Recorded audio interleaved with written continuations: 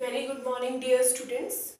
Today we will discuss about the electoral constituencies. Also, we have discussed in the last class, and after this, we will discuss about voter list and reserved constituencies, universal adult franchise, electoral photo identity card, and how the nomination of candidates takes place. These are the major topics we will discuss in this video.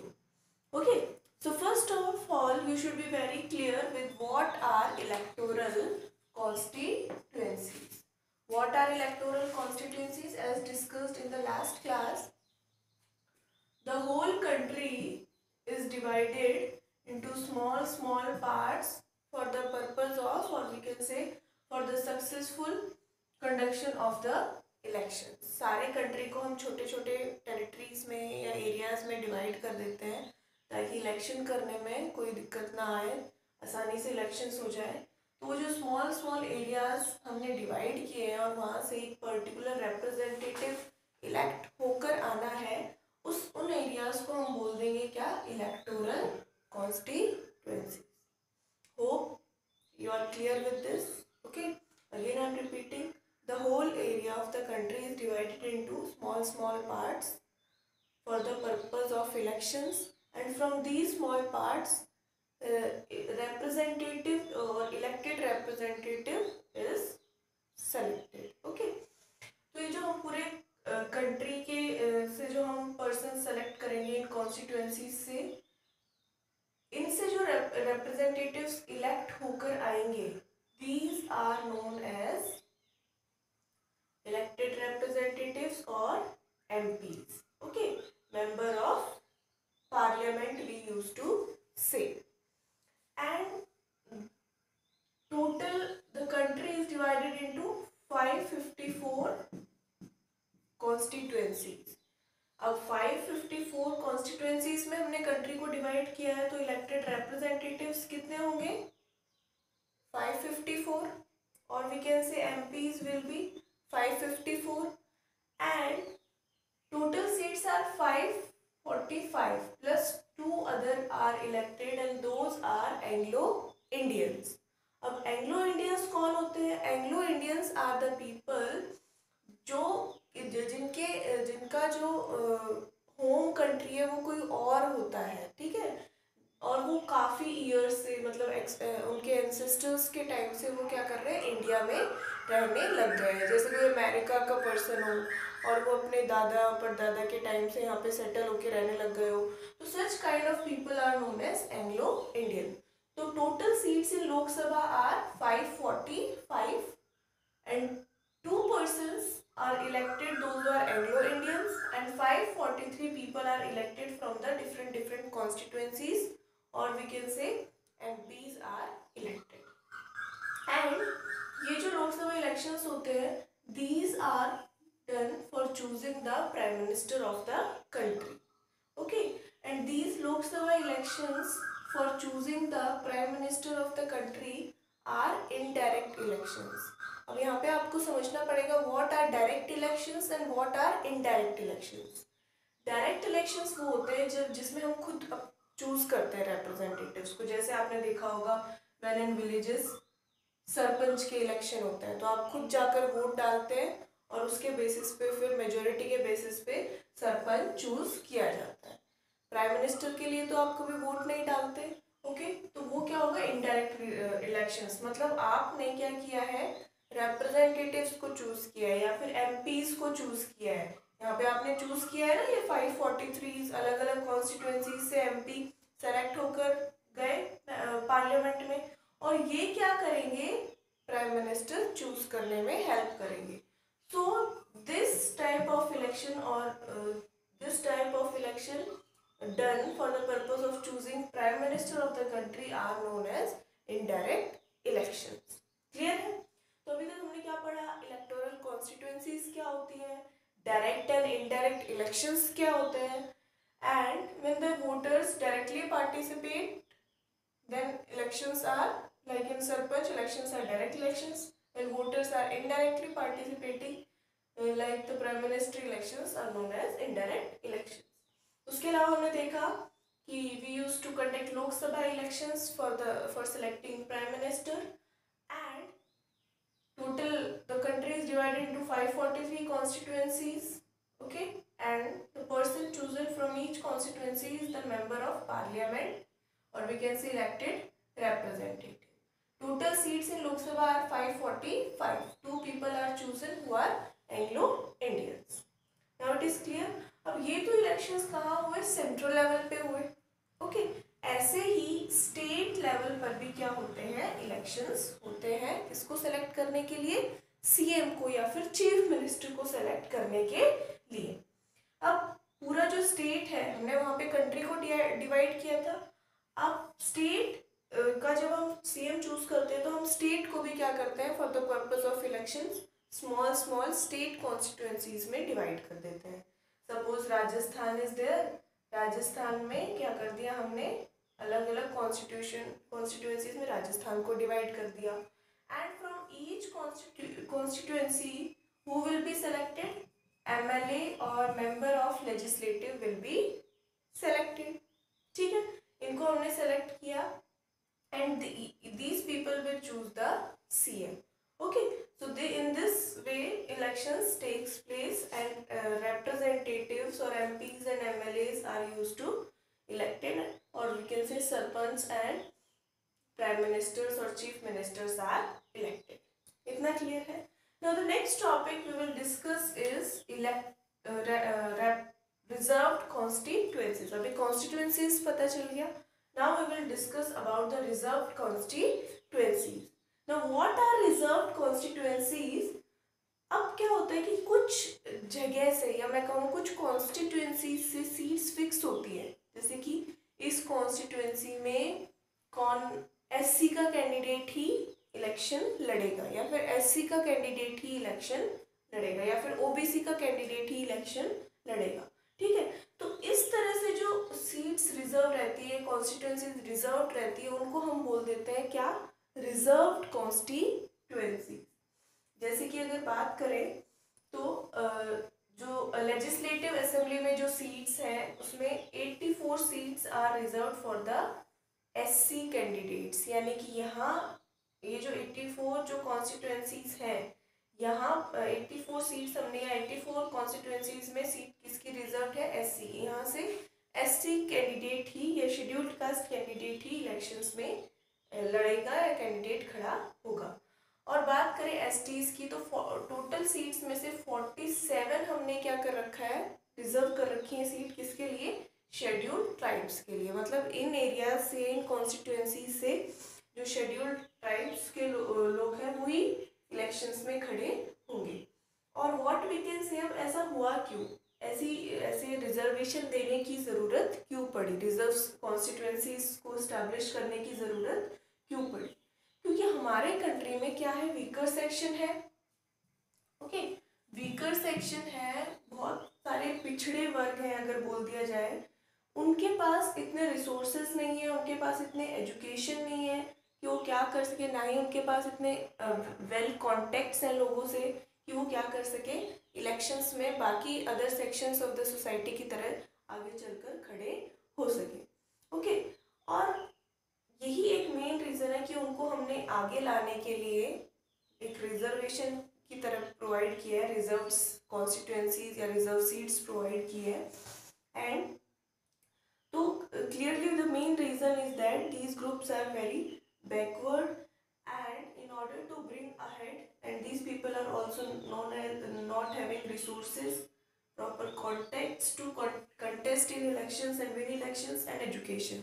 So we are bringing them ahead, इसलिए हमने उनको थोड़ा सा favor किया है. Next thing is that now when you will write about what are reserved constituencies, you have to write like this.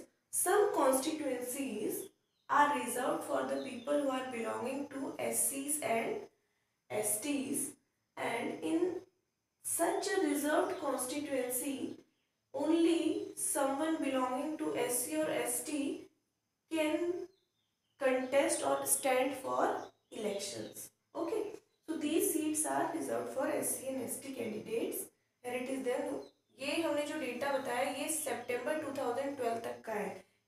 554 seats SC candidates के लिए और 47 सीट्स या सीट्स की जगह यहाँ कॉन्स्टिट्यूएंसीज भी बोल सकते हैं। 47 constituencies are reserve for the SC ST candidates. तो यहाँ से इन्हीं ग्रुप के इन्हीं सेक्शंस के लोगों को इलेक्शंस में खड़े होने दिया जाएगा। Next thing we will talk about is this election, this reserved constituency system is extended in the panchayat system also, or in the rural and urban bodies.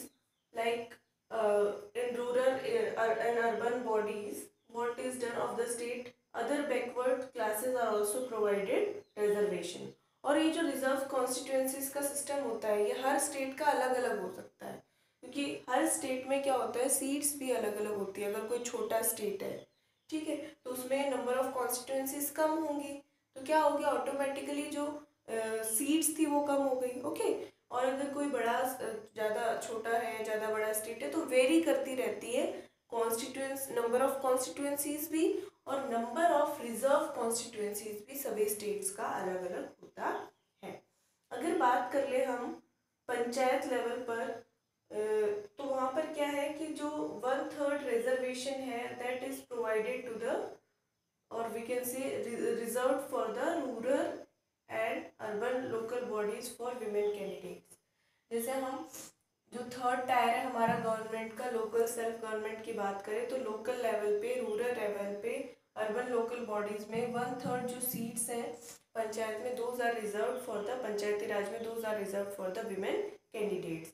जितने भी कैंडिडेट्स हैं उसका 33% कैंडिडेट्स या सीट्स किसको दी जाएंगी, विमेन्स को। Only women can stand in those elections of panchayat, पार्षद, such kind of election, और वार्ड प्रधान, such kind of elections. Okay, now we will talk about the voters list. Especially this class is all about the main things which are important in elections, जैसे कि क्या होता है voter list, universal adult franchise, EPIC, okay, how the nomination. So you should be very clear about all these things. Okay, then you will understand the topic clearly. So what is voter list?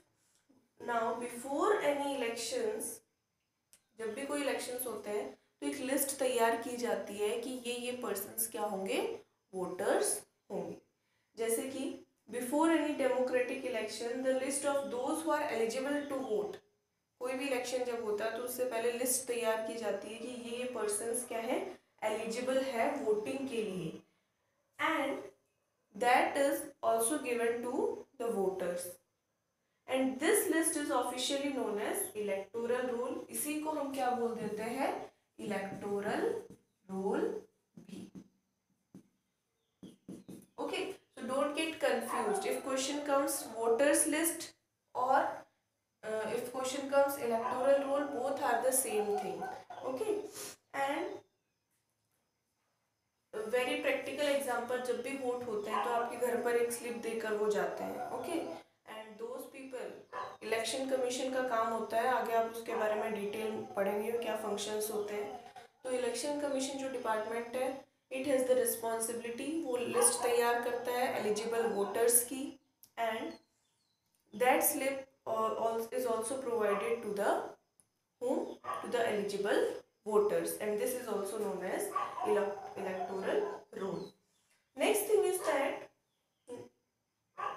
in our country there is political equality. Now political equality का मतलब क्या है, political equality का मतलब है in our country no person is discrimination on the basis of anything, like on the basis of status, on the basis of education, on the basis of colour of skin, ठीक है, किसी religion वगैरह, किसी भी cast वगैरह, किसी भी factor के अकॉर्डिंग हमारे कंट्री में हम वोटर्स को डिस्क्रिमिनेट नहीं कर सकते हैं कि भाई आप वोट दोगे आप नहीं दोगे। तो ये क्या है, हमारे कंट्री में पॉलिटिकल इक्वलिटी है। We are not discriminating in our country to anybody on the basis of their color of skin, caste, education, status, are they rich or poor. We are providing equality in terms of political, like providing them right to vote after attaining the age of 18 years. हम क्या कर रहे हैं, universal adult franchise provide कर रहे हैं, मतलब 18 years के बाद without any discrimination all people of the country are eligible to vote.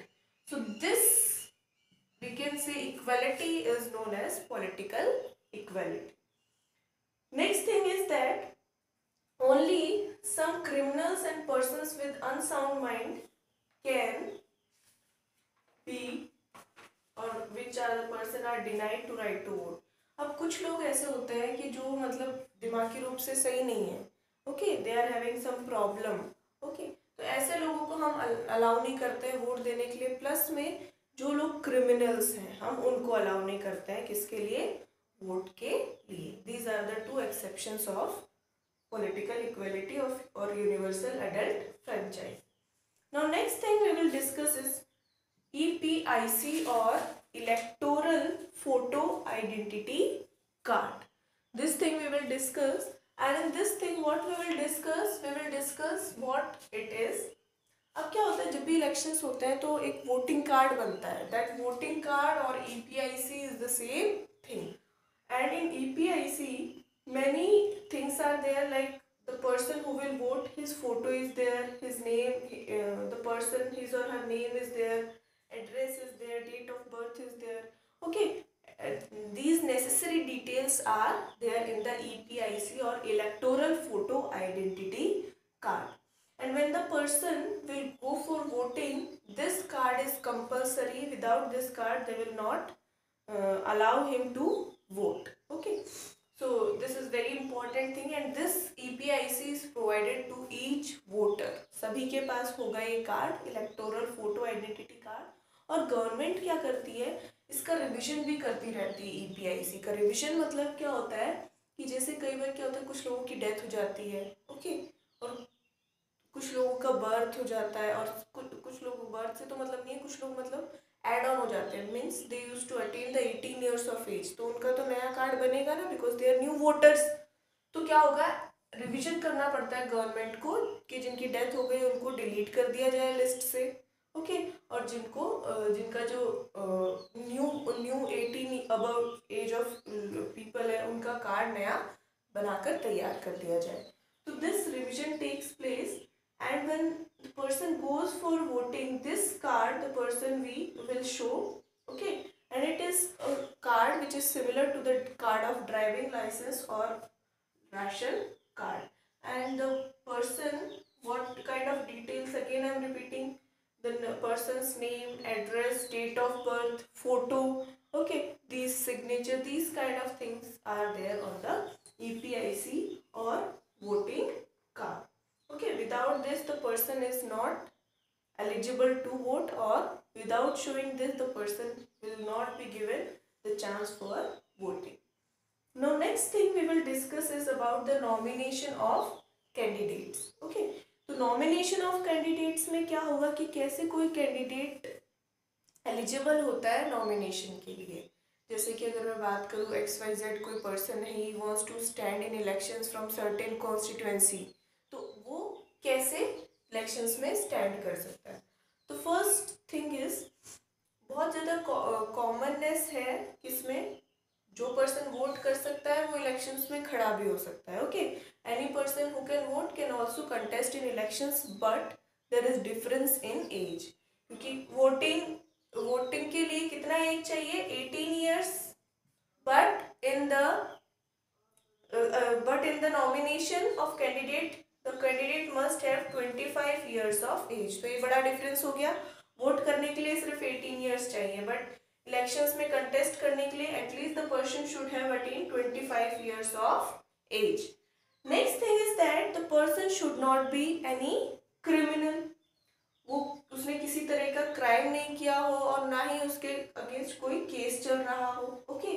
And the person should not be unsound mind, दिमागी रूप से वो सही होना चाहिए. एंड पार्टीज नॉमिनेशन इज ऑफर known as party ticket. Party ticket लेने के लिए या फिर नॉमिनेशन के लिए उसको क्या क्या चीज़ें रिक्वायर्ड हैं, these things we will see. First of all he has to fill a nomination form. उसको सबसे पहले नॉमिनेशन फॉर्म फिल करना पड़ता है. And security amount is also deposited, and predicate form भी बोल सकते हैं हम इसको. Okay, so first thing is that the person should have attained 25 years of age.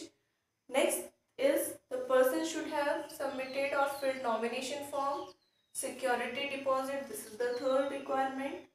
Now some new, or we can say new system of declaration has also been introduced by the Supreme Court.